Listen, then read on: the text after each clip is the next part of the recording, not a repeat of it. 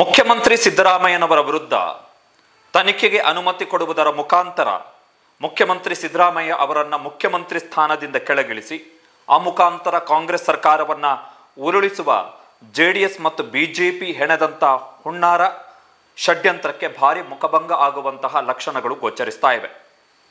ರಾಜ್ಯಪಾಲರಿಗೆ ಖಾಸಗಿ ದೂರುಗಳನ್ನು ಸಲ್ಲಿಸಿ ಅದರ ಆಧಾರದಲ್ಲಿ ಮುಖ್ಯಮಂತ್ರಿ ಸಿದ್ದರಾಮಯ್ಯನವರನ್ನು ಕಟ್ಟಿ ಹಾಕುವ ಮಾಜಿ ಪ್ರಧಾನಿ ದೇವೇಗೌಡ ಮಗ ಎಚ್.ಡಿ. ಕುಮಾರಸ್ವಾಮಿ, ಯಡಿಯೂರಪ್ಪ ಮಗ ವಿಜಯೇಂದ್ರ, ಪ್ರಧಾನಮಂತ್ರಿ ನರೇಂದ್ರ ಮೋದಿ ಮತ್ತು ಅಮಿತ್ ಶಾ ಕುತಂತ್ರ ದೇಶದ ಸಾಂವಿಧಾನಿಕ ನ್ಯಾಯಾಲಯದಲ್ಲಿ ಬಟಾ ಬಯಲಾಗ್ತಾ ಇದೆ.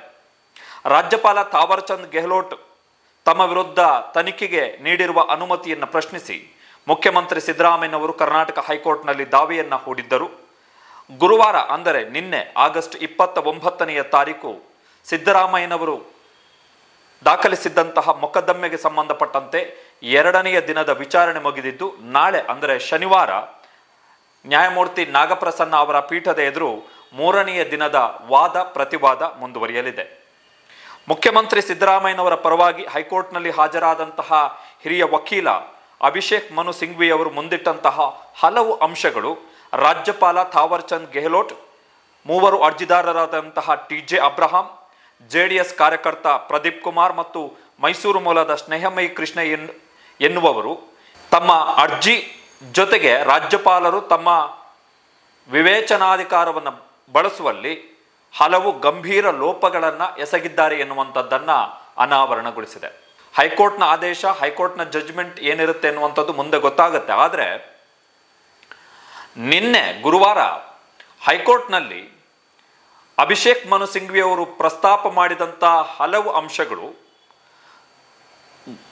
ಗವರ್ನರ್ ಆಸ್ ಎ ಸಾಂವಿಧಾನಿಕ ವ್ಯಕ್ತಿಯಾಗಿ ಮತ್ತು ಈ ಮೂವರು ಅರ್ಜಿದಾರರು ಕೂಡ ತಮ್ಮನ್ನ ಭ್ರಷ್ಟಾಚಾರದ ವಿರುದ್ಧದ ಹೋರಾಟಗಾರರು ಅಂತೇಳಿ ಬಿಂಬಿಸಿಕೊಂಡು ತಿರುಗಾಡ್ತಾ ಇರುವ ಹೊತ್ತಲ್ಲಿ ಇವರು ಸಲ್ಲಿಸಿರುವಂಥ ಅರ್ಜಿ ಮತ್ತು ರಾಜ್ಯಪಾಲರು ಕೊಟ್ಟಿರುವಂಥ ಅನುಮತಿ, ಅದರ ಕ್ರಿಯಾಲೋಪಗಳ ಬಗ್ಗೆ ತುಂಬ ಸ್ಪಷ್ಟವಾಗಿ ಅಭಿಷೇಕ್ ಮನು ಸಿಂಘ್ವಿ ಅವರು ವಾದವನ್ನು ಮಂಡಿಸಿದ್ದಾರೆ. ಪಾಯಿಂಟ್ ನಂಬರ್ 1, ಮುಖ್ಯಮಂತ್ರಿ ಸಿದ್ದರಾಮಯ್ಯ ಸಲ್ಲಿಸಿದ್ದ ರಿಟ್ ಅರ್ಜಿಗೆ ಪ್ರತಿವಾದಿಗಳು ಸಲ್ಲಿಸಿರುವಂತಹ ಆಕ್ಷೇಪಣೆಗಳು ತಮಾಷೆಯಿಂದ ಕೂಡಿವೆ. ಪ್ರತಿವಾದಿಗಳು ಸಲ್ಲಿಸಿರುವ ಆಕ್ಷೇಪಣೆಯ ಆಧಾರದಲ್ಲಿ ನನ್ನ ಅರ್ಜಿಯನ್ನು ಅಂದರೆ ಮುಖ್ಯಮಂತ್ರಿ ಸಿದ್ದರಾಮಯ್ಯನವರ ಅರ್ಜಿಯನ್ನು ಮಾನ್ಯ ಮಾಡಿ ರಾಜ್ಯಪಾಲರು ನೀಡಿರುವಂತಹ ಅನುಮತಿಯನ್ನು ವಜಾಗೊಳಿಸಬೇಕು ಎನ್ನುವಂಥದ್ದು ಮೊದಲನೆಯ ವಾದ. ಪಾಯಿಂಟ್ ನಂಬರ್ 2, ಭ್ರಷ್ಟಾಚಾರ ನಿಗ್ರಹ ಕಾಯ್ದೆಯ ಸೆಕ್ಷನ್ 17A ಅಡಿಯಲ್ಲಿ ಮುಖ್ಯಮಂತ್ರಿ ಸಿದ್ದರಾಮಯ್ಯನವರ ವಿರುದ್ಧ ತನಿಖೆಗೆ ಅನುಮತಿ ನೀಡುವಾಗ ಅನುಮತಿ ನೀಡಲು ಕಡ್ಡಾಯವಾಗಿರುವಂತಹ ಮಾನದಂಡಗಳನ್ನು ರಾಜ್ಯಪಾಲರು ಪಾಲಿಸಿಲ್ಲ. ಮೂರನೆಯದ್ದು, ಆ ಮಾನದಂಡ, ಒಂದು ಪ್ರಮುಖ ಮಾನದಂಡ ಯಾವುದು? ಮೂರನೆಯದ್ದು ಅಂತ ಹೇಳಿದ್ರೆ, ಮುಖ್ಯಮಂತ್ರಿ ಆಗಿದ್ದಾಗ ಅಥವಾ ಉಪಮುಖ್ಯಮಂತ್ರಿ ಆಗಿದ್ದಾಗ 2004 ಮತ್ತು 2005ರಲ್ಲಿ ಸಿದ್ದರಾಮಯ್ಯನವರು ಉಪಮುಖ್ಯಮಂತ್ರಿ ಆಗಿದ್ದರು. 2013ರಿಂದ 2018ರವರೆಗೆ ಮುಖ್ಯಮಂತ್ರಿ, ಈಗ ಮತ್ತೆ 2023ರಿಂದ 2023ರಿಂದ ಮತ್ತೆ ಮುಖ್ಯಮಂತ್ರಿ ಆಗಿದ್ದಾರೆ. ಮುಖ್ಯಮಂತ್ರಿ ಆಗಿದ್ದಾಗ ಅಥವಾ ಉಪಮುಖ್ಯಮಂತ್ರಿ ಆಗಿದ್ದಾಗ ಸಿದ್ದರಾಮಯ್ಯನವರು ಈ ಪ್ರಕರಣಕ್ಕೆ ಸಂಬಂಧಪಟ್ಟ ಹಾಗೆ, ಈ ಪ್ರಕರಣ ಅಂದರೆ ಮೂಡ ವಿಷಯಕ್ಕೆ ಸಂಬಂಧಪಟ್ಟ ಹಾಗೆ ಯಾವುದೇ ನಿರ್ಧಾರಗಳನ್ನು ತೆಗೆದುಕೊಂಡಿರಲಿಲ್ಲ, ಶಿಫಾರಸನ್ನು ಮಾಡಿರಲಿಲ್ಲ ಮತ್ತು ಅದಕ್ಕೆ ಸಂಬಂಧಪಟ್ಟಂತಹ ಖಾತೆಯನ್ನು ಕೂಡ ಹೊಂದಿರಲಿಲ್ಲ. 4ನೇಯದ್ದು, ಮುಖ್ಯಮಂತ್ರಿ ಸಿದ್ದರಾಮಯ್ಯನವರ ವಿರುದ್ಧ ತನಿಖೆಗೆ ಅನುಮತಿ ಕೋರಿ ರಾಜ್ಯಪಾಲರಿಗೆ ತನಿಖಾಧಿಕಾರಿಯಾಗಲಿ ಅಥವಾ ತನಿಖಾ ಸಂಸ್ಥೆಯಾಗಲಿ ಅರ್ಜಿಯನ್ನು ಸಲ್ಲಿಸಬೇಕು ನಿಯಮಗಳ ಪ್ರಕಾರ. ಆದರೆ ತನಿಖಾಧಿಕಾರಿ ಅಥವಾ ತನಿಖಾ ಸಂಸ್ಥೆ ಸಿದ್ದರಾಮಯ್ಯನವರ ವಿರುದ್ಧ ರಾಜ್ಯಪಾಲರಿಗೆ ತನಿಖೆಗೆ ಅನುಮತಿ ಕೋರಿ ಅರ್ಜಿಯನ್ನು ಸಲ್ಲಿಸಿಲ್ಲ. 5ನೆಯ ಪಾಯಿಂಟು, 2021ರ ಸೆಪ್ಟೆಂಬರ್ 3ರಂದು ಕೇಂದ್ರ ಸರ್ಕಾರವೇ ಭ್ರಷ್ಟಾಚಾರ ನಿಗ್ರಹ ಕಾಯ್ದೆಯ ಸೆಕ್ಷನ್ 17Aಗೆ ಸಂಬಂಧಿಸಿದಂತೆ ಹೊರಡಿಸಿದಂತಹ ಸುತ್ತೋಲೆಯಲ್ಲಿ ಪ್ರಕರಣಗಳ ತನಿಖೆಗೆ ಅನುಮತಿ ಕೊಡುವಂತಹ ಸಂದರ್ಭದಲ್ಲಿ ಕೆಲವು ನಿರ್ದಿಷ್ಟ ಮಾನದಂಡಗಳನ್ನು ರಾಜ್ಯಪಾಲರು ಕೂಡ ಅನುಸರಿಸಬೇಕು ಅಂತ ಹೇಳುತ್ತೆ. ನಿರ್ದಿಷ್ಟ ಮಾನದಂಡಗಳನ್ನು ಅನುಸರಿಸಬೇಕು ಅಂತೇಳಿ ಅದರಲ್ಲಿ ಮುಖ್ಯವಾಗಿ ತನಿಖಾಧಿಕಾರಿ ಅಥವಾ ತನಿಖಾ ಸಂಸ್ಥೆ ಅರ್ಜಿಯನ್ನು ಸಲ್ಲಿಸಬೇಕು. ಜೊತೆಗೆ ಪಬ್ಲಿಕ್ ಸರ್ವೆಂಟ್ ಆಗಿ, ಸಾರ್ವಜನಿಕ ಸೇವೆಯಲ್ಲಿರುವಂತಹ ವ್ಯಕ್ತಿಯಾಗಿ ತಾನು ತನ್ನ ಕರ್ತವ್ಯಗಳನ್ನು ನಿಭಾಯಿಸುವಂತಹ ಸಂದರ್ಭದಲ್ಲಿ ಭ್ರಷ್ಟಾಚಾರ ಎಸಗಿದ್ದಾರೆ ಎನ್ನುವುದಕ್ಕೆ ಅದನ್ನು ಪ್ರೂವ್ ಮಾಡಲಿಕ್ಕೆ ಪೂರಕವಾಗಿರುವಂತಹ ನಿರ್ಧಾರಗಳು ಅಥವಾ ಶಿಫಾರಸುಗಳು ಕುರಿತಾದಂತಹ ಡಾಕ್ಯುಮೆಂಟುಗಳನ್ನು ಸಲ್ಲಿಸಬೇಕು. ಮುಖ್ಯಮಂತ್ರಿ ಸಿದ್ದರಾಮಯ್ಯನವರ ವಿರುದ್ಧ ರಾಜ್ಯಪಾಲರಿಗೆ ಕೊಟ್ಟಂತಹ ದೂರಿನಲ್ಲಿ ಆ ಯಾವುದೇ ಡಾಕ್ಯುಮೆಂಟುಗಳನ್ನು ಮೂವರು ಪ್ರತಿವಾದಿಗಳು ಕೂಡ ಸಲ್ಲಿಸಿಲ್ಲ. ಟಿ.ಜೆ. ಅಬ್ರಹಂ ಕೂಡ ಸಲ್ಲಿಸಿಲ್ಲ, JDS ಕಾರ್ಯಕರ್ತ ಪ್ರದೀಪ್ ಕುಮಾರ್ ಕೂಡ ಸಲ್ಲಿಸಿಲ್ಲ, ಮತ್ತೊಬ್ಬ ಮೈಸೂರು ಮೂಲದ ಸ್ನೇಹಮಯಿ ಕೃಷ್ಣ ಕೂಡ ಸಲ್ಲಿಸಿಲ್ಲ. ಈ 3 ಜನನು ಸಲ್ಲಿಸಿಲ್ಲ. 6ನೇಯದ್ದು, ಮುಖ್ಯಮಂತ್ರಿ ಸಿದ್ದರಾಮಯ್ಯನವರ ವಿರುದ್ಧ ತನಿಖೆಗೆ ಅನುಮತಿ ಕೋರಿ ರಾಜ್ಯಪಾಲರಿಗೆ ಅರ್ಜಿ ಸಲ್ಲಿಸಿದ್ದು 3ನೆಯ ಪ್ರತಿವಾದಿ ಟಿ.ಜೆ. ಅಬ್ರಹಂ. ಆದರೆ ಈಗ ಅದೇ ವ್ಯಕ್ತಿ, ಅದೇ ಟಿ.ಜೆ. ಅಬ್ರಹಂ ಷರತ್ತಿಗೊಳಪಟ್ಟು ರಾಜ್ಯಪಾಲರ ಅನುಮತಿಯ ಅಗತ್ಯ ಇಲ್ಲ, ಈಗ ರಾಜ್ಯಪಾಲರ ಅನುಮತಿಯ ಅಗತ್ಯವೇ ಇಲ್ಲ ಅಂತೇಳಿ ವಾದಿಸ್ತಾ ಇದ್ದಾರೆ. ಅನುಮತಿ ಕೋರಿ ಅರ್ಜಿ ಸಲ್ಲಿಸಿದ್ಯಾರು? ಟಿ.ಜೆ. ಅಬ್ರಹಂ. ಆ ಟಿ.ಜೆ. ಅಬ್ರಹಮೇ ಈಗ ಕೋರ್ಟ್ನಲ್ಲಿ ಹೇಳ್ತಾ ಇರುವಂಥದ್ದೇನು ಅಂತ ಹೇಳಿದ್ರೆ ರಾಜ್ಯಪಾಲರ ಅನುಮತಿಯ ಅಗತ್ಯ ಇಲ್ಲ ಅಂತ. 3ನೆಯ ಪ್ರತಿವಾದಿ ಅಂದರೆ ಟಿ.ಜೆ. ಅಬ್ರಹಂ ತನಿಖೆಗೆ ಅನುಮತಿ ಕೋರಿ ರಾಜ್ಯಪಾಲರಿಗೆ ದೂರನ್ನು ಸಲ್ಲಿಸಿದ್ದಾರೆ. ರಾಜ್ಯಪಾಲರು ಅನುಮತಿಯನ್ನು ಕೊಡ್ತಾರೆ. ಟಿ.ಜೆ. ಅಬ್ರಹಂ ಸಲ್ಲಿಸಿದ ದೂರಿನ ಅಡಿಯಲ್ಲಿ ರಾಜ್ಯಪಾಲರು ಸ್ವಯಂ ಪ್ರೇರಿತವಾಗಿ ಕ್ರಮ ಕೈಗೊಂಡಿದ್ದಲ್ಲ. ಸ್ವಯಂ ಪ್ರೇರಿತ ಅಂತ ಹೇಳಿದ್ರೆ ಯಾವುದೋ ಪತ್ರಿಕೆಗಳಲ್ಲಿ ಅಥವಾ ಮಾಧ್ಯಮಗಳಲ್ಲಿ ವರದಿ ಆಯಿತು ಎನ್ನುವ ಕಾರಣಕ್ಕೋಸ್ಕರ ರಾಜ್ಯಪಾಲರು ತಾವಾಗಿಯೇ ನಿರ್ಧಾರ ತೆಗೆದುಕೊಂಡಿದ್ದಲ್ಲ. ಟಿ.ಜೆ. ಅಬ್ರಹಂ ಸಲ್ಲಿಸಿದಂತಹ ಅರ್ಜಿ ಆಧಾರದಲ್ಲಿ ರಾಜ್ಯಪಾಲರು ಅನುಮತಿಯನ್ನು ಕೊಟ್ಟಿರುವಂಥದ್ದು. ಈಗ ಅದೇ ಅರ್ಜಿದಾರ ಟಿ.ಜೆ. ಅಬ್ರಹಂ ರಾಜ್ಯಪಾಲರ ಅನುಮತಿಯ ಅಗತ್ಯವೇ ಇಲ್ಲ ಅಂತ ವಾದಿಸ್ತಾ ಇದ್ದಾರೆ. ಹೀಗಾಗಿ ರಾಜ್ಯಪಾಲರು ಕೊಟ್ಟಿರುವಂಥ ಅನುಮತಿಯನ್ನು ರದ್ದುಪಡಿಸಬೇಕು ಅಂಥೇಳಿ ಅಭಿಷೇಕ್ ಮನು ಸಿಂಘ್ವಿ ಅವರು ವಾದವನ್ನು ಮಾಡ್ತಾರೆ. ಜೊತೆಗೆ ಈ ರೀತಿ 2 ಆಟವನ್ನು ಆಡೋಕ್ಕಾಗಲ್ಲ ಅರ್ಜಿದಾರರು. ರಾಜ್ಯಪಾಲರಿಂದ ಅನುಮತಿ ಸಿಕ್ಕ ಬಳಿಕ ಅನುಮತಿ ಬೇಕು ಅಂಥೇಳಿ ರಾಜ್ಯಪಾಲರಿಗೆ ಟಿ.ಜೆ. ಅಬ್ರಹಂ ಅರ್ಜಿ ಸಲ್ಲಿಸ್ತಾರೆ, ಅನುಮತಿ ಕೊಡಿ ಅಂತೇಳಿ. ಅನುಮತಿ ಸಿಕ್ಕ ಬಳಿಕ ಯಾವಾಗ ಮುಖ್ಯಮಂತ್ರಿ ಸಿದ್ದರಾಮಯ್ಯನವರು ಕರ್ನಾಟಕ ಹೈಕೋರ್ಟಿಗೆ ರಿಟ್ ಅರ್ಜಿಯನ್ನು ಸಲ್ಲಿಸ್ತಾರೆ, ಈಗ ಇದೇ ಟಿ.ಜೆ. ಅಬ್ರಹಂ ನ್ಯಾಯಾಲಯಕ್ಕೆ ಬಂದು ಅನುಮತಿಯ ಅಗತ್ಯನೇ ಇಲ್ಲ ಅಂತ ಹೇಳ್ತಾ ಇದ್ದಾರೆ. ಹೀಗಾಗಿ ಇಂತಹ ವಿಷಯಗಳಲ್ಲಿ ರಾಜ್ಯಪಾಲರು ತಾಳ್ಮೆಯನ್ನು ವಹಿಸ್ಕೋಬೇಕು, ಸಹನೆಯನ್ನು ವಹಿಸಬೇಕು. ಫುಟ್ಪಾತ್ನಲ್ಲಿ ಹೋಗುವಂಥವರು, ಬೀದಿಯಲ್ಲಿ ಹೋಗುವಂಥವರು ಅನುಮತಿ ಕೇಳಿ ರಾಜ್ಯಪಾಲರಿಗೆ ಅರ್ಜಿಯನ್ನು ಸಲ್ಲಿಸಿದ್ರೆ ಅದಕ್ಕೆ ಅನುಮತಿಯನ್ನು ಕೊಡಬಾರ್ದು. 3ನೇ ಪ್ರತಿವಾದಿ ಟಿ.ಜೆ. ಅಬ್ರಹಂ ಈ ಮುಖಾಂತರ ಅತ್ತ ರಾಜ್ಯಪಾಲರ ಕಚೇರಿಯ ಜೊತೆಗೂ ಆಟ ಆಡ್ತಾ ಇದ್ದಾರೆ, ಇತ್ತ ನ್ಯಾಯಾಂಗದ ಜೊತೆಗೂ ನ್ಯಾಯಾಲಯದ ಜೊತೆಗೂ ಆಟ ಆಡ್ತಾ ಇದ್ದಾರೆ.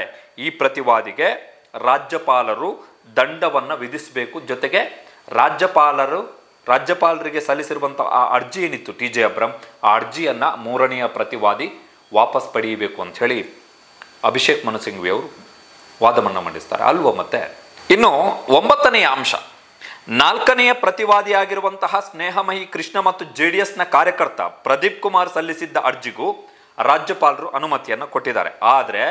ಆದರೆ ಇವರಿಬ್ಬರೂ ಕೂಡ ರಾಜ್ಯಪಾಲರಿಂದ ಅನುಮತಿಯನ್ನೇ ಕೇಳಿರಲಿಲ್ಲ. ಆದರೂ ಅವರಿಬ್ಬರ ಅರ್ಜಿ ಆಧಾರದಲ್ಲೂ ಮುಖ್ಯಮಂತ್ರಿ ವಿರುದ್ಧದ ತನಿಖೆಗೆ ಅನುಮತಿಯನ್ನು ನೀಡಲಾಗಿದೆ. ರಾಜ್ಯಪಾಲರು ಇವರಿಬ್ಬರ ಅರ್ಜಿಯ ಬಗ್ಗೆ ವಿವೇಚನೆಯನ್ನು ಬಳಸಿಲ್ಲ. ಹೀಗಾಗಿ ರಾಜ್ಯಪಾಲರು ಕೊಟ್ಟಿರುವಂಥ ಅನುಮತಿಯನ್ನು ರದ್ದುಗೊಳಿಸಬೇಕು ಅಂತ ವಾದವನ್ನು ಮಂಡಿಸಿದ್ದಾರೆ. 4ನೆಯ ಪ್ರತಿವಾದಿಯಾಗಿರುವಂತಹ ಸ್ನೇಹಮಯಿ ಕೃಷ್ಣ ರಾಜ್ಯಪಾಲರಿಗೆ ಸಲ್ಲಿಸಿರುವಂಥ ಅರ್ಜಿಯಲ್ಲಿ ಮುಖ್ಯಮಂತ್ರಿ ವಿರುದ್ಧದ ತನಿಖೆಗೆ ಅನುಮತಿಯನ್ನು ಕೇಳಲಿಲ್ಲ. ಬದಲಿಗೆ CBI ತನಿಖೆಗೆ ಒಪ್ಪಿಸುವಂತೆ ಪೊಲೀಸ್ ಮಹಾನಿರ್ದೇಶಕರಿಗೆ ಸೂಚಿಸಬೇಕು ಮತ್ತು ಮುಖ್ಯಮಂತ್ರಿಗಳನ್ನು ವಜಾ ಮಾಡಬೇಕು ಅಂತೇಳಿ ಸ್ನೇಹಮಯಿ ಕೃಷ್ಣ ರಾಜ್ಯಪಾಲರಿಗೆ ಸಲ್ಲಿಸಿರುವಂಥ ಅರ್ಜಿಯಲ್ಲಿರುವಂಥ ಅಂಶ. ಸೊ ಸ್ನೇಹಮಯಿ ಕೃಷ್ಣ ಆಗಲಿ ಪ್ರದೀಪ್ ಕುಮಾರ್ ಆಗಲಿ ಇವರು ರಾಜ್ಯಪಾಲರ ಹತ್ರ ಅನುಮತಿಯನ್ನು ಕೇಳಲಿಲ್ಲ. ಸ್ನೇಹಮಯಿ ಕೃಷ್ಣ ಕೇಳಿರುವಂಥದ್ದೇನು, CBI ತನಿಖೆಗೆ ಕೊಡಲಿಕ್ಕೆ ಆದೇಶವನ್ನು ಕೊಡಿ ಅಂತೇಳಿ. ಫಸ್ಟ್ ಆಫ್ ಆಲ್ ಸ್ನೇಹಮಯಿ ಕೃಷ್ಣ ಮಾಹಿತಿ ಹಕ್ಕು ಹೋರಾಟಗಾರ. ಈ ವ್ಯಕ್ತಿಗೆ ಒಂದು ಬೇಸಿಕ್ ಸೆನ್ಸ್ ಇರಬೇಕಿತ್ತು. ಏನು ಅಂತ ಹೇಳಿದ್ರೆ CBIಗೆ ಅನುಮತಿ ಕೊಡುವಂಥದ್ದು ರಾಜ್ಯಪಾಲರ ವಿವೇಚನೆಗೇನೆ ಬರಲ್ಲ. ರಾಜ್ಯಪಾಲರಿಗೆ ಅದರಲ್ಲಿ ಅಧಿಕಾರನೇ ಇಲ್ಲ. ಅದು ಇರುವಂಥದ್ದು ರಾಜ್ಯ ಸರ್ಕಾರಕ್ಕೆ ಮಾತ್ರ. ಅದನ್ನು ಸುಪ್ರೀಂ ಕೋರ್ಟ್ ಕೂಡ ತನ್ನ ಹಲವು ತೀರ್ಪುಗಳಲ್ಲಿ ಸ್ಪಷ್ಟವಾಗಿ ಹೇಳಿದೆ. ರಾಜ್ಯಪಾಲರಿಗೂ CBIಗೆ ತನಿಖೆಗೆ ಅನುಮತಿ ಕೊಡುವುದಕ್ಕೂ ಸಂಬಂಧನೇ ಇಲ್ಲ. ಆದರೂ ಕೂಡ ಸ್ನೇಹಮಯಿ ಕೃಷ್ಣ ಎನ್ನುವಂತಹ ಅರ್ಜಿದಾರ ಹೋಗಿ ರಾಜ್ಯಪಾಲರ ಹತ್ರ ಮನವಿ ಮಾಡಿಕೊಂಡಿದ್ದಾರೆ, CBI ತನಿಖೆಗೆ ನೀವು ಶಿಫಾರಸನ್ನು ಮಾಡಬೇಕು, ಸೂಚನೆಯನ್ನು ಕೊಡಬೇಕು ಅಂಥೇಳಿ. ಇದು ಒಂದು ಅಂಶ. ಸ್ನೇಹಮಯಿ ಕೃಷ್ಣ ಮತ್ತು JDSನ ಕಾರ್ಯಕರ್ತ ಪ್ರದೀಪ್ ಕುಮಾರ್ ಇವರಿಬ್ಬರು ಕೂಡ ಅನುಮತಿಯನ್ನು ಕೇಳಲಿಲ್ಲ. ಆದರೂ ಕೂಡ ರಾಜ್ಯಪಾಲರು ತನಿಖೆಗೆ ಅನುಮತಿಯನ್ನು ಕೊಟ್ಟಿದ್ದಾರೆ ಅವರ ಅರ್ಜಿಯ ಆಧಾರದ ಮೇಲೆ. ಅವ್ರು ಕೇಳಲೇ ಇಲ್ಲ, ಆದರೂ ಕೂಡ ರಾಜ್ಯಪಾಲರು ಅನುಮತಿಯನ್ನು ಕೊಟ್ಟಿದ್ದಾರೆ. ಸೊ ಈ ಸಂದರ್ಭದಲ್ಲಿ ಅಭಿಷೇಕ್ ಮನು ಸಿಂಘ್ವಿ ಅವರು ಇನ್ನೊಂದು ಅಂಶವನ್ನು ಹೇಳ್ತಾರೆ. ಏನು ಅಂತ ಹೇಳಿದ್ರೆ, ಬಹುಶಃ ರಾಜ್ಯಪಾಲರಿಗೆ ಏನು ಅನಿಸಿದೆ ಅಂತ ಹೇಳಿದ್ರೆ, ನಾನು TJ ಅಬ್ರಹಾಂ, ಮೂರನೆಯ ಪ್ರತಿವಾದಿ TJ ಅಬ್ರಹಾಂ ಸಲ್ಲಿಸಿದ್ದಂಥ ಅರ್ಜಿಯ ಆಧಾರದಲ್ಲಿ ಅನುಮತಿಯನ್ನು ಕೊಟ್ಟಿದ್ದೀನಿ, ಸೇಮ್ ಅದೇ ಇದನ್ನು ಇಲ್ಲಿ ಕಟ್ ಪೇಸ್ಟ್ ಮಾಡಿ ಮುಗಿಸ್ಬಿಡೋಣ ಅಂಥೇಳಿ ರಾಜ್ಯಪಾಲರು ಯೋಚನೆ ಮಾಡಿರಬೇಕು ಅಂಥೇಳಿ. ಹಂಗಾಗಲ್ಲ, ಕಾನೂನಿನಲ್ಲಿ ಆ ರೀತಿ ಆಗಲ್ಲ. ಇವರು ಅನುಮತಿಯನ್ನು ಕೇಳಲಿಲ್ಲ ಅಂತ ಹೇಳಿದ್ರೆ, ರಾಜ್ಯಪಾಲರು ಅನುಮತಿಯನ್ನು ಕೊಟ್ಟು ಹೊರಡಿಸಿದಂಥ ಆದೇಶದಲ್ಲಿ TJ ಅಬ್ರಹಾಂ, ಸ್ನೇಹಮಯಿ ಕೃಷ್ಣ ಮತ್ತು ಪ್ರದೀಪ್ ಕುಮಾರ್ ಈ ಮೂರು ಜನರಿಗೂ ಕೂಡ ಪತ್ರವನ್ನು ಬರೆದಿದ್ದಾರೆ ರಾಜ್ಯಪಾಲರು, ಅನುಮತಿಯನ್ನು ಕೊಟ್ಟಂತಹ ಪತ್ರದಲ್ಲಿ. 11ನೇ ಅಂಶ, ಸ್ನೇಹಮಯಿ ಕೃಷ್ಣ ಮತ್ತು ಪ್ರದೀಪ್ ಕುಮಾರ್ ಸಲ್ಲಿಸಿದ್ದ ದೂರಿನ ಸಂಬಂಧ ಮುಖ್ಯಮಂತ್ರಿ ಸಿದ್ದರಾಮಯ್ಯಗೆ ರಾಜ್ಯಪಾಲರು ಕಾರಣ ಕೇಳಿ ನೋಟಿಸನ್ನು ಜಾರಿ ಮಾಡಬೇಕಿತ್ತು. TJ ಅಬ್ರಹಾಂ ಅರ್ಜಿ ಬಂದಾಗ ಹೇಗೆ ಕಾರಣ ಕೇಳಿ ನೋಟಿಸನ್ನು ಜಾರಿ ಮಾಡಲಾಯಿತೋ ಅದೇ ರೀತಿ ಸ್ನೇಹಮಯಿ ಕೃಷ್ಣ ಮತ್ತು ಪ್ರದೀಪ್ ಕುಮಾರ್ ಸಲ್ಲಿಸಿದ್ದಂಥ ಅರ್ಜಿಯ ಸಂದರ್ಭದಲ್ಲೂ ಕೂಡ ಕಾರಣ ಕೇಳಿ ನೋಟಿಸನ್ನು ಜಾರಿ ಮಾಡಬೇಕಿತ್ತು. 12ನೇ ಅಂಶ, 4ನೆಯ ಪ್ರತಿವಾದಿಯಾಗಿರುವಂತಹ ಸ್ನೇಹಮಯಿ ಕೃಷ್ಣ ವಕೀಲರು ಈಗ ಹೇಳ್ತಿದ್ದಾರೆ, ನಾವು ರಾಜ್ಯಪಾಲರಿಂದ ತನಿಖೆಗೆ ಅನುಮತಿ ಕೇಳ್ತಾ ಇದ್ದೀವಿ ಅಂಥೇಳಿ ವಿಚಾರಣೆಯ ಸಂದರ್ಭದಲ್ಲಿ ಮೆನ್ಷನ್ ಮಾಡ್ತಾರೆ, ವಾದ ಪ್ರತಿವಾದದ ಸಂದರ್ಭದಲ್ಲಿ ಓರಲ್ ಮೆನ್ಷನ್ ಮಾಡ್ತಾರೆ. ಆದರೆ ಅಭಿಷೇಕ್ ಮನು ಸಿಂಘ್ವಿ ಅವರು ಹೇಳ್ತಾರೆ, ಬಲೆ ಹೆಣೆದಷ್ಟು ಅದರ ಒಳಗಡೆ ನೀವೇ ಸಿಕ್ಕಿ ಹಾಕಿಕೊಳ್ತೀರಿ. ಅರ್ಜಿಯಲ್ಲಿ ರಾಜ್ಯಪಾಲರು ಶೋಕಾಸ್ ನೋಟಿಸನ್ನು ನೀಡಿಲ್ಲ. ವಿಚಿತ್ರ ಅಂದರೆ, ಈ ವಾದ ಪ್ರತಿವಾದದ ಸಂದರ್ಭದಲ್ಲಿ ಸ್ನೇಹಮಯಿ ಕೃಷ್ಣ ಪರ ವಕೀಲರು ಹೇಳ್ತಾರೆ, ನಾವು ರಾಜ್ಯಪಾಲರಿಂದ ಅನುಮತಿಯನ್ನು ಕೇಳಿದ್ದೀವಿ ಅಂತ. ಆದರೆ ಸಲ್ಲಿಸಿರುವಂಥ ಅರ್ಜಿಯಲ್ಲಿ ಇಲ್ಲ, ಯಾರಿಗೆ? ರಾಜ್ಯಪಾಲರಿಗೆ. ಜೊತೆಗೆ ಹೈಕೋರ್ಟಿಗೆ ಸ್ನೇಹಮಯಿ ಕೃಷ್ಣ ತನ್ನ ವಕೀಲರ ಮೂಲಕ ಸಲ್ಲಿಸಿರುವಂತಹ 100 ಪುಟಗಳ ಉತ್ತರದಲ್ಲಿ ರಾಜ್ಯಪಾಲರಿಂದ ತನಿಖೆಗೆ ಅನುಮತಿಯನ್ನು ಕೇಳಿದ್ದೀವಿ ಎನ್ನುವಂಥ ಅಂಶವೇ ಇಲ್ಲ. ಆ ಅಂಶವೇ ದಿ ವೆರಿ ಕೋರ್, ಆ ಅಂಶವೇ ಇಲ್ಲ. ರಾಜ್ಯಪಾಲರಿಗೆ ವಿವೇಚನಾಧಿಕಾರ ಇದ್ದರೂ ಕೂಡ ಸಹಜ ನ್ಯಾಯದ ಅಡಿಯಲ್ಲಿ ಮುಖ್ಯಮಂತ್ರಿ ಸಿದ್ದರಾಮಯ್ಯನವರಿಗೆ ರಾಜ್ಯಪಾಲರು ಕಾರಣಗಳನ್ನು ಕೊಡಬೇಕಿತ್ತು. ಯಾವ ಕಾರಣದ ಅಡಿಯಲ್ಲಿ? ಹೌದು, ರಾಜ್ಯಪಾಲರಿಗೆ ವಿವೇಚನಾಧಿಕಾರ ಇದೆ, ಹೌದು. ಆದರೆ ನ್ಯಾಚುರಲ್ ಜಸ್ಟಿಸ್ನ ಅಡಿಯಲ್ಲಿ ಮುಖ್ಯಮಂತ್ರಿ ಸಿದ್ದರಾಮಯ್ಯನವರಿಗೆ ಕಾರಣಗಳನ್ನು ಕೊಡಬೇಕಿತ್ತು. ನಿಮ್ಮ ವಿರುದ್ಧ ಈ ಮೇಲ್ಕಂಡ ಕಾರಣಗಳಿಗೋಸ್ಕರ ನಾನು ತನಿಖೆಗೆ ಆದೇಶವನ್ನು ಕೊಡ್ತಾ ಇದ್ದೀನಿ, ನಿಮ್ಮ ವಿರುದ್ಧ ಇಂತಹ ಸಾಕ್ಷ್ಯಗಳಿವೆ, ನಿಮ್ಮ ವಿರುದ್ಧ ಇಂತಹ ದಾಖಲೆಗಳಿವೆ, ಆ ದಾಖಲೆಗಳಿದ್ದರೆ ಆ ದಾಖಲೆಗಳಲ್ಲಿ ಇರುವಂತಹ ಅಂಶಗಳು ಏನು, ಇದನ್ನೇ ಹೇಳಬೇಕಿತ್ತು. 14ನೆಯ ಅಂಶ, ಭ್ರಷ್ಟಾಚಾರ ನಿಗ್ರಹ ಕಾಯ್ದೆಯ ಕಲಂ 17A, ಸಾರ್ವಜನಿಕ ಸೇವಕ ತನ್ನ ಕರ್ತವ್ಯಗಳನ್ನು ನಿಭಾಯಿಸುವ ವೇಳೆ ತೆಗೆದುಕೊಂಡ ನಿರ್ಧಾರ ಅಥವಾ ಮಾಡಿದ ಶಿಫಾರಸುಗಳಲ್ಲಿ ಏನಾದರೂ ಅಕ್ರಮಗಳಾಗಿದ್ದರೆ ಅದಕ್ಕೆ ತನಿಖೆಗೆ ಆದೇಶವನ್ನು ಕೊಡಲಿಕ್ಕೆ, ವಿಚಾರಣೆಯನ್ನು ನಡೆಸಲಿಕ್ಕೆ ಅವಕಾಶವನ್ನು ಕೊಡುತ್ತೆ. ಯಾವ ರಾಜ್ಯಪಾಲರು ಉಲ್ಲೇಖ ಮಾಡಿರುವಂತಹ 17A. ಸ್ನೇಹಮಯಿ ಕೃಷ್ಣ ಮತ್ತು ಪ್ರದೀಪ್ ಕುಮಾರ್ ರಾಜ್ಯಪಾಲರಿಗೆ ಸಲ್ಲಿಸಿದ ಅರ್ಜಿಗೆ ಸಂಬಂಧಿಸಿದಂತೆ ಮುಖ್ಯಮಂತ್ರಿ ಸಿದ್ದರಾಮಯ್ಯನವರಿಗೆ ರಾಜ್ಯಪಾಲರು ಕಾರಣ ಕೇಳಿ ನೋಟಿಸನ್ನು ಕೊಟ್ಟಿಲ್ಲ. ಯಾಕೆ ಅಂತ ಹೇಳಿದ್ರೆ, ರಾಜ್ಯಪಾಲರು ಅಷ್ಟು ಆತುರದಲ್ಲಿದ್ರು, ಅಷ್ಟು ಅವಸರದಲ್ಲಿದ್ರು. ಅವ್ರ ಮೇಲೆ ಯಾರು ಒತ್ತಡ ಇತ್ತಾಗಾದ್ರೆ ಅಷ್ಟು ಅವಸರದಲ್ಲಿ ಅನುಮತಿಯನ್ನು ಕೊಡಲಿಕ್ಕೆ, ಕಾರಣ ಕೇಳಿ ನೋಟಿಸನ್ನು ನೀಡದೆ ಅನುಮತಿಯನ್ನು ಕೊಡಲಿಕ್ಕೆ ಯಾರ ಒತ್ತಡ ಇತ್ತು? 2005 ಮತ್ತು 2010ರಲ್ಲಿ ನಡೆದಿದೆ ಎನ್ನಲಾಗಿರುವಂಥ ಈ ಪ್ರಕರಣದ ಬಗ್ಗೆ ಭ್ರಷ್ಟಾಚಾರ ನಿಗ್ರಹ ಕಾಯ್ದೆಯ 17A ಕಲಮನ್ನು ಪೂರ್ವಾನ್ವಯಗೊಳಿಸಿ ತನಿಖೆಗೆ ಅನುಮತಿಯನ್ನು ಕೊಡ್ಲಿಕ್ಕೆ ಸಾಧ್ಯ ಇಲ್ಲ. ಪೂರ್ವಾನ್ವಯ, ರೆಟ್ರೋಸ್ಪೆಕ್ಟಿವ್ ಅಂತ ಹೇಳಿದ್ರೆ, ನಿನ್ನೆ ನಡೆದಂತಹ ಯಾವುದೋ ಒಂದು ಪ್ರಕರಣಕ್ಕೆ, ನಿನ್ನೆ ನಡೆದಂತಹ ಯಾವುದೋ ಒಂದು ವ್ಯವಹಾರಕ್ಕೆ ಇವತ್ತು ಜಾರಿಯಾಗಿರುವಂತಹ ಕಾನೂನನ್ನು ಅನ್ವಯಗೊಳಿಸಿ ತನಿಖೆ ಮಾಡಲಿಕ್ಕೆ ಅವಕಾಶಗಳಿಲ್ಲ ಸಂವಿಧಾನದಲ್ಲಿ. ಇದನ್ನು ಸಂವಿಧಾನದಲ್ಲೂ ಕೂಡ ಸ್ಪಷ್ಟವಾಗಿ ಹೇಳಿದ್ದಾರೆ. ರೆಟ್ರೋಸ್ಪೆಕ್ಟಿವ್ ಅಪ್ಲಿಕೇಶನ್ಸ್ ಆಗಲ್ಲ. ನಿನ್ನೆ ಏನೋ ಘಟನೆ ನಡೆದಿದೆ, ನಿನ್ನೆ FIR ದಾಖಲಾಗಿದೆ ಅಥವಾ ನಿನ್ನೆ ವ್ಯವಹಾರ ನಡೆದಿದೆ ಅನ್ನೋದಾದರೆ, ಈಗ ಇವತ್ತು ಜಾರಿಯಾಗಿರುವಂತಹ ಕಾನೂನಿನ ಅಡಿಯಲ್ಲಿ ಅದನ್ನು ಪೂರ್ವಾನ್ವಯಗೊಳಿಸಿ ಅಪ್ಲೈ ಮಾಡಿ, ರೆಟ್ರೋಸ್ಪೆಕ್ಟಿವ್ ಅಪ್ಲೈ ಮಾಡಿ ತನಿಖೆಗೆ ಅವಕಾಶ ಕೊಡೋಕ್ಕಾಗಲ್ಲ. 18ನೇ ಅಂಶ, ರಾಜ್ಯಪಾಲರ ಬಳಿ ಮಾಜಿ ಮುಖ್ಯಮಂತ್ರಿ HD ಕುಮಾರಸ್ವಾಮಿ, ಶಶಿಕಲಾ ಜೊಲ್ಲೆ, ಜನಾರ್ದನ ರೆಡ್ಡಿ, ಮುರುಗೇಶ್ ನಿರಾಣಿ ತನಿಖೆ ಪೂರ್ಣಗೊಂಡಿದ್ರೂ ಕೂಡ ಅನುಮತಿ ಕೋರಿ ರಾಜ್ಯಪಾಲರಿಗೆ ಅನುಮತಿ ಪತ್ರವನ್ನು ಸಲ್ಲಿಸಲಾಗಿದೆ ಈ 4 ಜನರ ವಿರುದ್ಧ. ಅದರಲ್ಲಿ ಎಸ್ಪೆಷಲಿ HD ಕುಮಾರಸ್ವಾಮಿ ಅವರ ವಿರುದ್ಧ ಲೋಕಾಯುಕ್ತ ಅಂತಿಮ ಚಾರ್ಜ್ ಶೀಟ್ ಸಲ್ಲಿಕೆಗೆ ಅನುಮತಿಯನ್ನು ಕೇಳಲಾಗಿದೆ. ಆದರೆ ರಾಜ್ಯಪಾಲರು ಇದುವರೆಗೆ ಅನುಮತಿಯನ್ನು ಕೊಟ್ಟಿಲ್ಲ. ಮುಖ್ಯಮಂತ್ರಿ ಸಿದ್ದರಾಮಯ್ಯನವರ ವಿರುದ್ಧ ದೂರು ಸಲ್ಲಿಕೆ ಆಗುವುದಕ್ಕೂ ಹಲವು ತಿಂಗಳ ಮೊದಲೇ ಈ 4 ವ್ಯಕ್ತಿಗಳ ವಿಷಯಗಳಲ್ಲಿ ಅರ್ಜಿ ಸಲ್ಲಿಕೆ ಆಗಿದ್ರೂ ಕೂಡ ಇನ್ನೂ ರಾಜ್ಯಪಾಲರು ಕ್ರಮಗಳನ್ನು ಕೈಗೊಂಡಿಲ್ಲ. 19ನೇ ಅಂಶ, ಒಂದೇ ಒಂದು ಹಂತದಲ್ಲಿ ತಾವು ಏನು 4 ಪುಟಗಳ ಆದೇಶವನ್ನು ಕೊಟ್ಟಿದ್ದಾರೆ ರಾಜ್ಯಪಾಲರು, ಆ ಆದೇಶದಲ್ಲಿ ಎಲ್ಲೂ ಕೂಡ ರಾಜ್ಯಪಾಲರು ವಿವೇಚನಾಧಿಕಾರವನ್ನು ಬಳಸಿಲ್ಲ. ರಾಜ್ಯಪಾಲರು ಆ 4 ಪುಟಗಳಲ್ಲಿ ಹೇಳಿರುವಂಥದ್ದು ಇಷ್ಟೇ: ನನಗೆ ದೂರುಗಳು ಬಂದಿತ್ತು, ನಾನು ಸಂಪುಟ ಸಭೆಯ ನಿರ್ಣಯಕ್ಕೆ ಬದ್ಧನಲ್ಲ, ಹೀಗಾಗಿ ತನಿಖೆಗೆ ಅನುಮತಿ ಕೊಡ್ತಾ ಇದ್ದೀನಿ ಅಂಥೇಳಿ ಹೇಳಿದ್ದು ಬಿಟ್ಟರೆ ಬೇರೆ ಯಾವುದೇ ಕಾರಣಗಳನ್ನು ರಾಜ್ಯಪಾಲರು ಕೊಟ್ಟಿಲ್ಲ.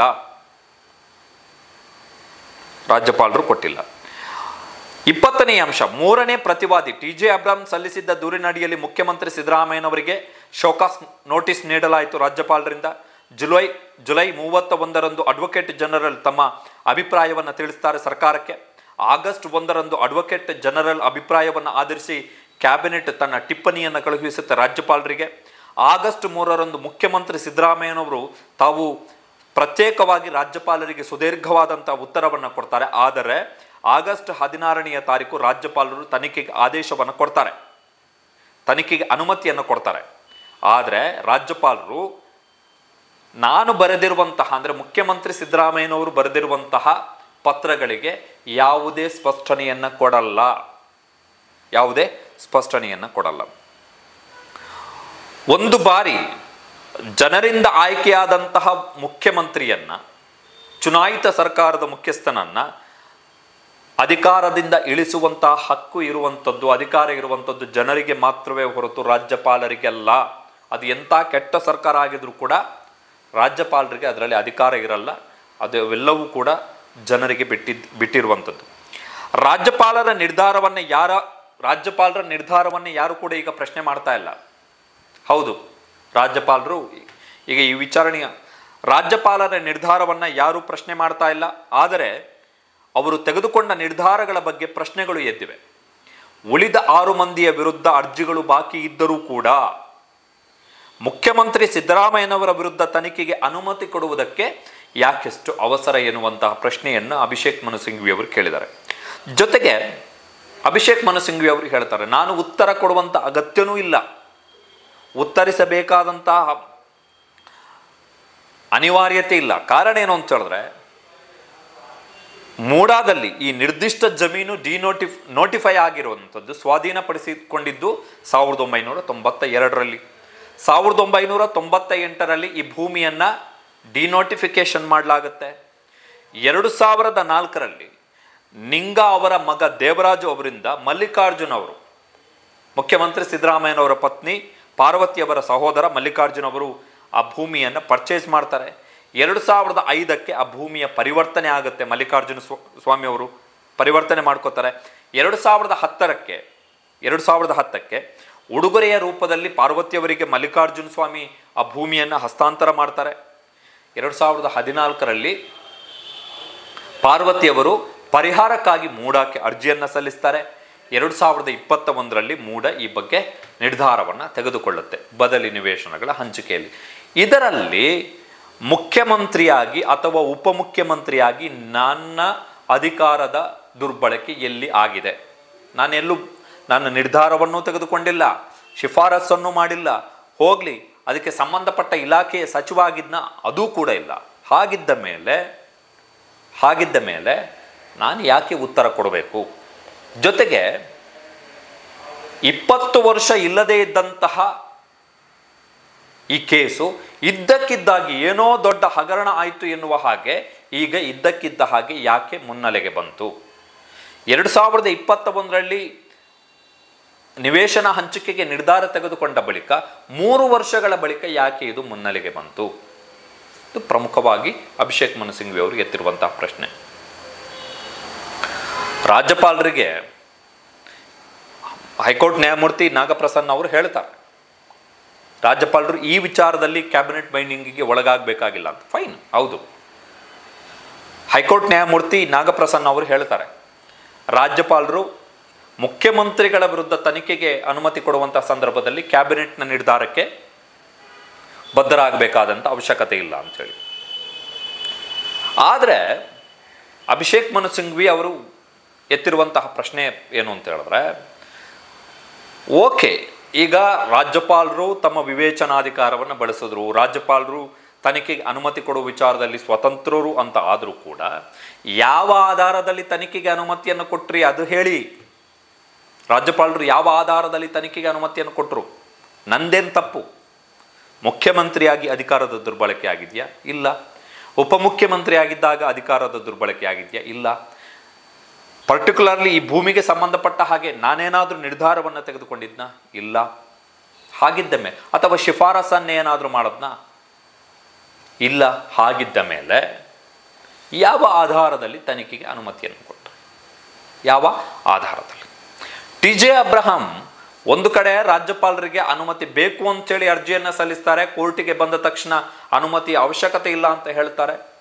ಎಲ್ಲೋ ಬೀದಿಯಲ್ಲಿ ರಸ್ತೆ ಬದಿಯಲ್ಲಿ ಫುಟ್ಪಾತ್ನ ಮೇಲೆ ಹೋಗುವಂಥವರು ಅರ್ಜಿ ಸಲ್ಲಿಸಿದ ತಕ್ಷಣ ರಾಜ್ಯಪಾಲರು ಅನುಮತಿಯನ್ನು ಕೊಡ್ತಾರೆ ಎನ್ನುವುದಾದರೆ ಹೇಗೆ?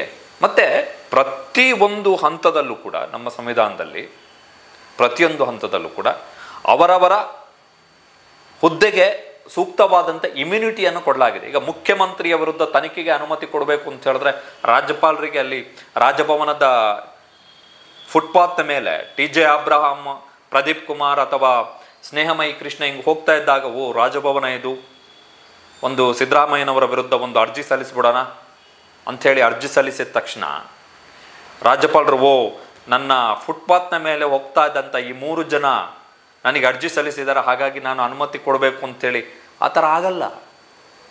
ಎಲ್ಲ ಹುದ್ದೆಗಳಿಗೂ ಕೂಡ ಒಂದೊಂದು ಇಮ್ಯುನಿಟಿ ಅಂತಿದೆ, ಸುರಕ್ಷತೆ ಅಥವಾ ರಕ್ಷಣೆ ಅಂತಿದೆ. ಅವೆಲ್ಲವಕ್ಕೂ ಕೂಡ ವಿಧಿಸಲಾಗಿರುವಂತಹ ಮಾನದಂಡಗಳು, ಅವುಗಳನ್ನು ಸ್ಕ್ರೂಟನೈಸ್ ಮಾಡಿನೇ ಮುಂದಕ್ಕೆ ಹೋಗಬೇಕು. ರಾಜ್ಯಪಾಲರು ತಮಗೆ ಯಾರೋ ಅರ್ಜಿ ಸಲ್ಲಿಸಿದ್ರು ಅನ್ನುವ ಕಾರಣಕ್ಕೋಸ್ಕರ ಅನುಮತಿ ಕೊಡೋಕ್ಕಾಗಲ್ಲ. ಸೊ ಸಂಪೂರ್ಣ ಲೋಪದೋಷಗಳು, ಈಗ ಫಾರ್ ಎಕ್ಸಾಂಪಲ್ ಸ್ನೇಹಮಯಿ ಕೃಷ್ಣ ಏನಕ್ಕೆ ಅರ್ಜಿ ಸಲ್ಲಿಸಿದ್ದು? CBI ತನಿಖೆಗೆ ಅನುಮತಿಯನ್ನು ನೀವು ಸೂಚನೆಯನ್ನು ಕೊಡು. ರಾಜ್ಯಪಾಲರಿಗೆ ಅಧಿಕಾರನೇ ಇಲ್ಲ. ಸ್ನೇಹಮಯಿ ಕೃಷ್ಣ ಗೊತ್ತಾಗಬೇಕಲ್ಲ. ಮಾಹಿತಿ ಹಕ್ಕು ಹೋರಾಟಗಾರನಿಗೆ CBI ತನಿಖೆಗೆ ಅನುಮತಿ ಕೊಡುವಂಥದ್ದು ರಾಜ್ಯಪಾಲರ ವಿವೇಚನ ಅಥವಾ ಅವರ ಕಾರ್ಯವ್ಯಾಪ್ತಿಗೆ ಬರಲ್ಲ ಎನ್ನುವಂತಹ ಕನಿಷ್ಠ ಜ್ಞಾನ ಬೇಕಲ್ಲ ಮಾಹಿತಿ ಹಕ್ಕು ಹೋರಾಟಗಾರನಿಗೆ. ಕನಿಷ್ಠ ಜ್ಞಾನ. ನ್ಯೂಮರಸ್ ಜಜ್ಮೆಂಟ್ಗಳಿದೆ ಸುಪ್ರೀಂ ಕೋರ್ಟ್ನಿಂದ ಇದಕ್ಕೆ ಸಂಬಂಧಪಟ್ಟ ಹಾಗೆ ಯಾರು ಅನುಮತಿಯನ್ನು ಕೊಡಬೇಕು. ರಾಜ್ಯಪಾಲರಿಗೆ ಬರೋದೇ ಇಲ್ಲ, ರಾಜ್ಯಪಾಲರಿಗೆ ಅದು ಬರೋದೇ ಇಲ್ಲ. ಆದರೂ ಸ್ನೇಹಮಯಿ ಕೃಷ್ಣ ಎನ್ನುವಂತಹ ಮಾಹಿತಿ ಹಕ್ಕು ಹೋರಾಟಗಾರ ರಾಜ್ಯಪಾಲರಿಗೆ ಸಲ್ಲಿಸಿದಂಥ ಅರ್ಜಿಯಲ್ಲಿ CBI ತನಿಖೆಗೆ ಆದೇಶ ಮಾಡಬೇಕು ಅಂಥೇಳಿ ಮನವಿಯನ್ನು ಮಾಡ್ತಾರೆ. ಅದನ್ನು ಒಪ್ಪಿಕೊಂಡು ಘನತೆ ವ್ಯಕ್ತ ರಾಜ್ಯಪಾಲರು ಅನುಮತಿಯನ್ನು ಕೊಡ್ತಾರೆ. ತನಿಖೆಗೆ ಅನುಮತಿಯನ್ನು ಕೇಳಲಿಲ್ಲ ಪ್ರದೀಪ್ ಕುಮಾರ್ ಮತ್ತು ಸ್ನೇಹಮಯಿ ಕೃಷ್ಣ, ಆದರೂ ಕೂಡ ತನಿಖೆಗೆ ಅನುಮತಿಯನ್ನು ಕೊಡ್ತಾರೆ. ಮೂಲ ಅರ್ಜಿಯಲ್ಲಿ ತನಿಖೆಗೆ ಅನುಮತಿ ಕೋರಿ ಸ್ನೇಹಮಯಿ ಕೃಷ್ಣ ಮತ್ತು ಪ್ರದೀಪ್ ಕುಮಾರ್ ಮನವಿಯನ್ನು ಮಾಡಿಲ್ಲ. ಆದರೆ ಸ್ನೇಹಮಯಿ ಕೃಷ್ಣ ವಕೀಲರು ವಿಚಾರಣೆಯ ವೇಳೆ ಹೇಳ್ತಾರೆ, ನಾವು ಅನುಮತಿಯನ್ನು ಕೋರಿದ್ವಿ, ಆದರೆ 100 ಪುಟಗಳ ಉತ್ತರದಲ್ಲಿ ಅದರ ಬಗ್ಗೆ ಉಲ್ಲೇಖ ಇಲ್ಲ. ಇತ್ತ ಟಿ.ಜೆ. ಅಬ್ರಹಾಂ ಅನುಮತಿ ಕೋರಿ ಅರ್ಜಿಯನ್ನು ಸಲ್ಲಿಸಿದ್ದ ವ್ಯಕ್ತಿ ಅನುಮತಿ ಸಿಕ್ಕ ಬಳಿಕ ಅನುಮತಿಯ ಅಗತ್ಯನೇ ಇಲ್ಲ ಅಂತೇಳಿ ಕೋರ್ಟ್ನಲ್ಲಿ ಬಂದು ವಾದ ಮಾಡ್ತಾರೆ. ಹಾಗಾದರೆ ಯಾಕಪ್ಪ ಅನುಮತಿಗೆ ಕೋರಿ ಅರ್ಜಿಯನ್ನು ಸಲ್ಲಿಸಿದೆ? ಆಟ. ಅತ್ತ ರಾಜ್ಯಪಾಲರನ್ನು ಕೂಡ ಟೇಕನ್ ಫಾರ್ ಗ್ರಾಂಟೆಡ್, ಇತ್ತ ನ್ಯಾಯಾಂಗವನ್ನು ಕೂಡ ಟೇಕನ್ ಫಾರ್ ಗ್ರಾಂಟೆಡ್. ತಮ್ಮ ಮನಸ್ಸಿಗೆ ಬಂದ ಹಾಗೆ ನಡೆಯುತ್ತೆ ಎನ್ನುವಂತಹ ಅರ್ಥದಲ್ಲಿ ತೆಗೆದುಕೊಂಡಿದ್ದಾರೆ ಎನ್ನುವಂಥದ್ದು ಸ್ಪಷ್ಟವಾಗಿ ಕಾಣಿಸ್ತಾ ಇದೆ ಅಭಿಷೇಕ್ ಮನು ಸಿಂಘ್ವಿ ಅವರ ವಾದವನ್ನು. ಆಮೇಲೆ ರಾಜ್ಯಪಾಲರಿಗೂ ಕೂಡ 2021 ಮತ್ತು 17A ಮತ್ತು ಭಾರತೀಯ ನಾಗರಿಕ ಸುರಕ್ಷಾ ಸಂಹಿತೆ 218ರ ಅಡಿಯಲ್ಲಿ ಸ್ಪಷ್ಟವಾಗಿ ಹೇಳಲಾಗಿದೆ, ತನಿಖೆಗೆ ಅನುಮತಿ ಕೊಡುವ ವೇಳೆ ಅನುಸರಿಸಬೇಕಾದಂತಹ ಮಾನದಂಡಗಳು ಪ್ರೈಮಾ ಫೇಸಿ ಬೇಕಲ್ಲ, ಸಾಕ್ಷ್ಯ ಬೇಕಲ್ಲ. ನಾನು ಕ್ಯಾಬಿನೆಟ್ನ ನಿರ್ಧಾರಕ್ಕೆ ಬದ್ಧ ಇಲ್ಲ ಅಂಥೇಳಿ ತನಗೆ ಇಚ್ಛೆ ಬಂದಿದ್ದನ್ನೆಲ್ಲ ನಿರ್ಧಾರ ತಗೊಳ್ಳೋಕ್ಕಾಗಲ್ವಲ್ಲ ರಾಜ್ಯಪಾಲರು. ಸೊ ಮತ್ತು ಎಲ್ಲ ಹುದ್ದೆಗಳು, ರಾಷ್ಟ್ರಪತಿ ಹುದ್ದೆಗೆ ಅದರದ್ದೇ ಆದಂತಹ ಸಾಂವಿಧಾನಿಕ ರಕ್ಷಣೆ ಇರುತ್ತೆ, ಪ್ರಧಾನಮಂತ್ರಿ ಹುದ್ದೆಗೆ ಅದರದ್ದೇ ಆದಂತಹ ಸಾಂವಿಧಾನಿಕ ರಕ್ಷಣೆ ಇರುತ್ತೆ, ರಾಜ್ಯಪಾಲರ ಹುದ್ದೆಗೂ ಕೂಡ ಅದರದ್ದೇ ಆದಂತಹ ಸಾಂವಿಧಾನಿಕ ರಕ್ಷಣೆ ಇರುತ್ತೆ, ಮುಖ್ಯಮಂತ್ರಿ ಹುದ್ದೆಗೂ ಕೂಡ ಅದರದ್ದೇ ಆದಂತಹ ಸಾಂವಿಧಾನಿಕ ರಕ್ಷಣೆ ಇರುತ್ತೆ. ನ್ಯಾಯಮೂರ್ತಿಗಳು, ಸುಪ್ರೀಂ ಕೋರ್ಟ್ ಇರ್ಬೋದು, ಹೈಕೋರ್ಟ್ ಇರ್ಬೋದು, ನ್ಯಾಯಮೂರ್ತಿಗಳು ಕೂಡ ಅವರ ಹುದ್ದೆಗಳಿಗೆ ಸಂಬಂಧಪಟ್ಟ ಹಾಗೆ ಸಾಂವಿಧಾನಿಕ ರಕ್ಷಣೆ ಇರುತ್ತೆ. ಸೊ ಯಾಕೆ ಅದನ್ನು ಮಾಡಿದ್ದಾರೆ ಅಂತ ಹೇಳಿದ್ರೆ ಮಿಸ್ಯೂಸ್ ಆಗಬಾರ್ದು ಪವರ್ಗಳು ಅಂತ ಟಾರ್ಗೆಟ್ ಮಾಡಿಬಿಡ್ತಾರೆ ಅಂಥೇಳಿ ಇಂತಹ ಅರ್ಜಿಗಳನ್ನೆಲ್ಲ ಸಲ್ಲಿಕೆ ಮಾಡಿ. ಸೊ ಹಾಗಾಗಿ ಪ್ರತಿ ಹಂತದಲ್ಲೂ ಕೂಡ ಸ್ಕ್ರಿಟನೈಸ್ ಆಗಬೇಕು, ಅದು ಸ್ಕ್ರಿಟನೈಸ್ ಆಗಬೇಕು, ಪರಿಶೀಲನೆಗೆ ಒಳಪಡಬೇಕು. ಪ್ರತಿಯೊಂದು ಅಂಶವೂ ಕೂಡ ಅಲ್ಲಿ ವೆರಿ ಇಂಪಾರ್ಟೆಂಟೇ. ಸಣ್ಣ ಮೈನ್ಯೂಟ್ ಇಶ್ಯೂ ಕೂಡ ವೆರಿ ವೆರಿ ಇಂಪಾರ್ಟೆಂಟೇ. ಸಣ್ಣ ಕ್ರಿಯಾಲೋಪ ಕೂಡ ವೆರಿ ಇಂಪಾರ್ಟೆಂಟೇ. ರಾಜ್ಯಪಾಲರ ನಿರ್ಧಾರದಲ್ಲೂ ತಪ್ಪಿದೆ, TJ ಅಬ್ರಹಂ ಸಲ್ಲಿಸಿದಂತಹ ಅರ್ಜಿಯಲ್ಲೂ ಸಾಕಷ್ಟು ತಪ್ಪುಗಳಿದೆ, ಸ್ನೇಹಮಯಿ ಕೃಷ್ಣ ಸಲ್ಲಿಸಿರುವಂಥ ಅರ್ಜಿಯಲ್ಲೂ ತಪ್ಪಿದೆ, ಪ್ರದೀಪ್ ಕುಮಾರ್ ಸಲ್ಲಿಸಿರುವಂಥ ಅರ್ಜಿಗಳಲ್ಲೂ ಕೂಡ ಕ್ರಿಯಾಲೋಪಗಳಿದೆ. ಹೀಗಿದ್ದ ಮೇಲೆ ರಾಜ್ಯಪಾಲರು ಹೇಗೆ ಅನುಮತಿಯನ್ನು ಕೊಟ್ಟರು ಅದನ್ನು ಕ್ವಾಶ್ ಮಾಡಬೇಕು, ಆ ಸ್ಯಾಂಕ್ಷನನ್ನೇ ರದ್ದುಪಡಿಸಬೇಕು ಎನ್ನುವಂತಹ ಮನವಿಯನ್ನು ಅಭಿಷೇಕ್ ಮನು ಸಿಂಘ್ವಿ ಅವರು ಮುಖ್ಯಮಂತ್ರಿ ಸಿದ್ದರಾಮಯ್ಯನವರ ಪರವಾಗಿ ಹೈಕೋರ್ಟ್ನಲ್ಲಿ ಮಾಡಿದ್ದಾರೆ. ನಾಳೆ ಮತ್ತೆ ಬೆಳಿಗ್ಗೆ 10:30ಕ್ಕೆ ವಿಚಾರಣೆ ನಡೆಯುತ್ತೆ. ನಾಳೆ ರಾಜ್ಯಪಾಲರ ಪರವಾಗಿ ಸಾಲಿಸಿಟರ್ ಜನರಲ್ ತುಷಾರ್ ಮೆಹ್ತಾ ಅವರು ವಾದವನ್ನು ಮಂಡಿಸ್ತಾರೆ, ಜೊತೆಗೆ ಪ್ರತಿವಾದಿಗಳ ಪರವಾಗಿಯೂ ಕೂಡ ವಾದವನ್ನು ಮಂಡಿಸಬೇಕು. ಏನು ದಾಖಲೆಗಳನ್ನು ಕೊಡ್ತಾರೆ ಎನ್ನುವಂಥದ್ದು ವೆರಿ ಇಂಪಾರ್ಟೆಂಟ್. ನಿನ್ನೆ 2ನೇ ದಿನದ ವಿಚಾರಣೆ ಹೊತ್ತಿನಲ್ಲಿ ಅಂತಹ ದೊಡ್ಡ ದಾಖಲೆಗಳು ಯಾವುದೂ ಕೂಡ ಮುನ್ನೆಲೆಗೆ ಬಂದಿಲ್ಲ. ಈಗ ಆಗಸ್ಟ್ 19ನೇ ತಾರೀಕು ವಿಚಾರಣೆ ನಡೆದಾದ ಬಳಿಕ ನಿನ್ನೆಗೆ ಮುಂದೂಡಿಕೆ ಆಗಿದ್ದು, ಸಮಯ ಇತ್ತು 3 ಪ್ರತಿವಾದಿಗಳಿಗೆ ಮತ್ತು ರಾಜ್ಯಪಾಲರಿಗೆ ಅರ್ಜಿದಾರ ಮುಖ್ಯಮಂತ್ರಿ ಸಿದ್ದರಾಮಯ್ಯನವರ ವಿರುದ್ಧ ತಾವು ಯಾಕೆ ತನಿಖೆಗೆ ಅನುಮತಿಯನ್ನು ಕೊಟ್ವಿ ಮತ್ತು ಯಾಕೆ ತನಿಖೆಗೆ ಅನುಮತಿ ಕೊಡುವಂತೆ ಮನವಿಯನ್ನು ಮಾಡಿಕೊಂಡಿವಿ ಎನ್ನುವುದರ ಬಗ್ಗೆ ದಾಖಲೆಗಳನ್ನು ಸಲ್ಲಿಸಲಿಕ್ಕೆ ಅವಕಾಶ ಇತ್ತು. ಬಟ್ ಅಂತಹ ದೊಡ್ಡ ದಾಖಲೆಗಳು, ಮಹತ್ವದ ದಾಖಲೆಗಳು ಯಾವುದೂ ಕೂಡ ಸಲ್ಲಿಕೆ ಆಗಿಲ್ಲ. ಸೊ ಸಲ್ಲಿಕೆ ಆದರೆ ನಾಳೆ ಮತ್ತೆ ಏನಾದರೂ ಅದರ ಮೇಲೆ ಮತ್ತೆ ಕೌಂಟರ್ ಆರ್ಗ್ಯುಮೆಂಟ್ ಮಾಡಲಿಕ್ಕೆ ಅಭಿಷೇಕ್ ಮನು ಸಿಂಘ್ವಿ ಸಿದ್ದರಾಮಯ್ಯನವರ ಪರ ವಕೀಲರಿಗೆ ಅವಕಾಶ ಇರುತ್ತೆ. ಸೊ ವೆರಿ ಇಂಪಾರ್ಟೆಂಟ್ ಇದು.